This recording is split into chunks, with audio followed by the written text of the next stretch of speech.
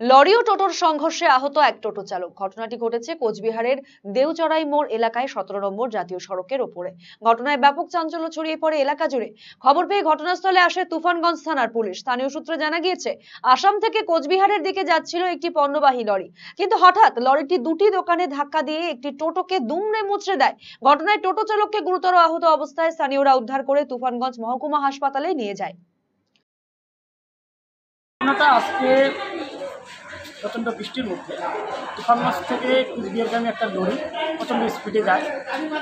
তার যে বাস সাইড, তার যে সাইড, সেই সাইডটা সে নিয়ন্ত্রণ হারিয়ে ডান সাইডে প্রবেশ করে।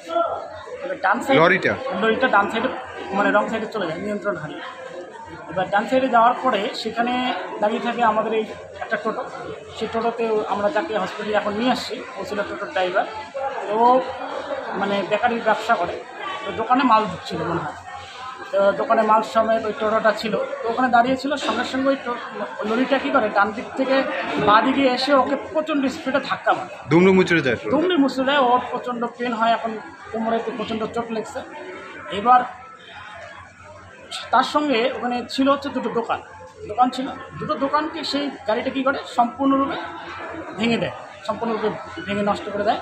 এবং তার সঙ্গে পাশেই ছিল আমাদের একটা টিকিট কাউন্টার, ছোট্ট একটা টিকিটের কাউন্টার ছিল।